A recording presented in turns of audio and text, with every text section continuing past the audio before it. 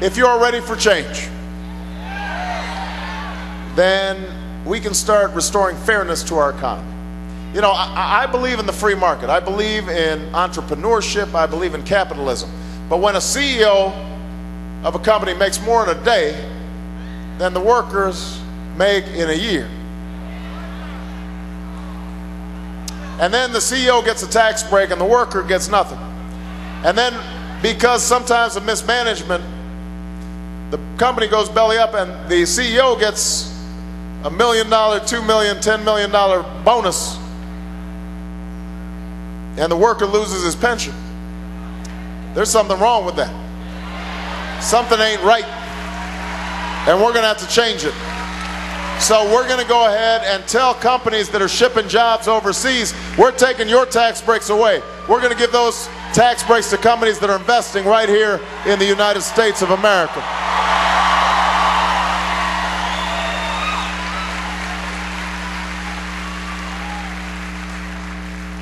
We are going to roll back the Bush tax cuts on the wealthiest Americans and give them to the folks who really need them.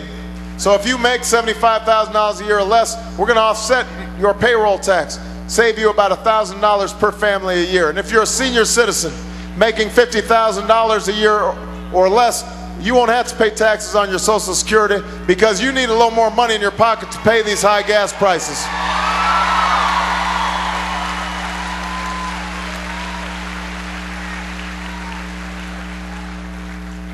We're going to have trade agreements that make sense for America.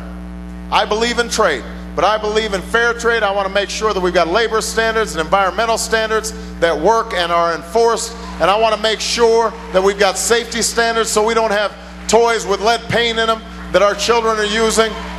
There's nothing wrong with making sure that American workers and consumers are thought of when we're drafting our trade agreements and that we're enforcing them. Trade agreements shouldn't just be good for Wall Street, they should be good for Main Street. And they will be when I'm president. We're going to invest in infrastructure. Invest in infrastructure in this country. Rebuild our roads and our bridges. Lay broadband lines through rural communities all across Indiana. Fix our locks, fix our dams. We want world-class infrastructure for a world-class economy. And for those who say we can't do it, all I would say is we're spending $10 billion a month in Iraq. If we can spend billions of dollars a month in Iraq, we can spend some of that money right here at home, putting people back to work, getting our economy back in order.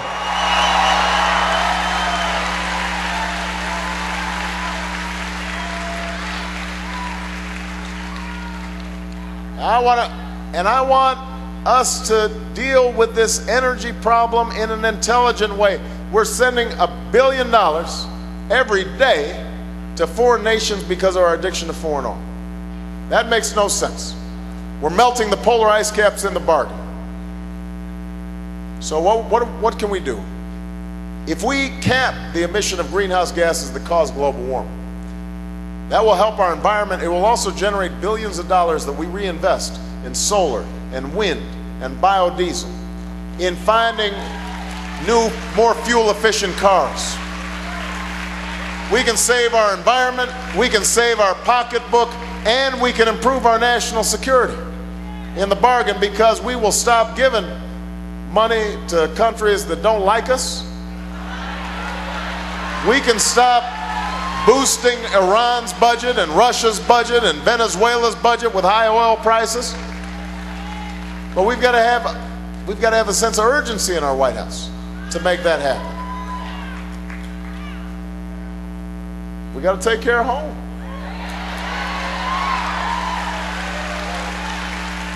Which means we've also got to have the best education in the world for every child, not some child, every child.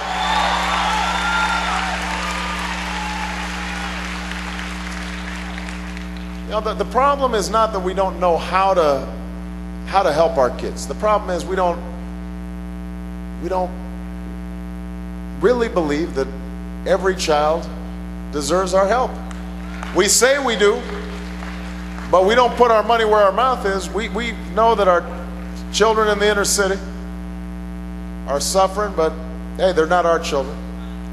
children in barrios in South Texas, well, you know, they're immigrant kids. We don't have to worry about them.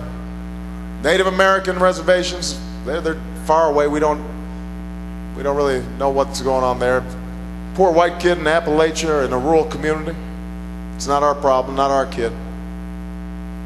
Every child is our child. Every child deserves our support. Every child deserves a chance at the American dream. And we've got to start investing in those children, not just for their future, but for our future. So we're going to invest in early childhood education to close the achievement gap and prepare every child for school.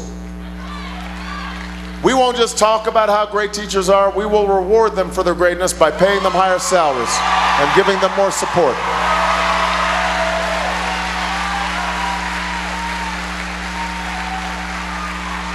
We will maintain high standards. We have to have high standards, the highest standards, because young people, you're going to have to compete against kids in China and kids in India. Yeah, and so we've got to have high standards, especially in math and science. But I don't want those high standards measured just by a single high-stakes standardized test, because I don't want teachers teaching to the test. I want our kids learning art and music and civics and literature and history and all the things that make an education worthwhile.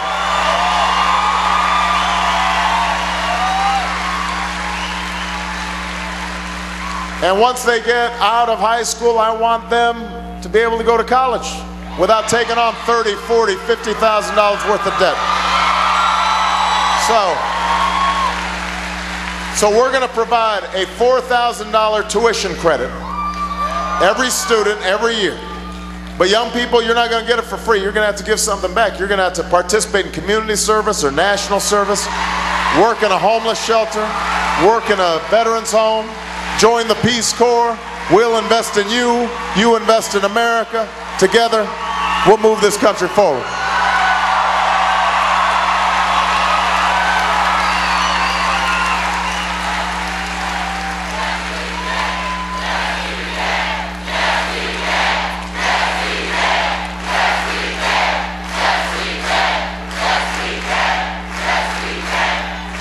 Now, to do all this, we're also going to need a foreign policy that makes sense. You know, my job in Commander-in-Chief will be to keep you safe. And I will do whatever's required. I won't hesitate to strike against those who would do us harm. But keeping our military safe, keeping our people safe means maintaining the finest military in the world. And that means paying our troops properly, training them properly, equipping them properly, putting them on proper rotations. It means treating them properly when they come home. No more homeless veterans, no more begging for disability payments, no more driving for hours for the VA. They have earned our respect, they have earned our honor. We have to serve them as well as they have served us.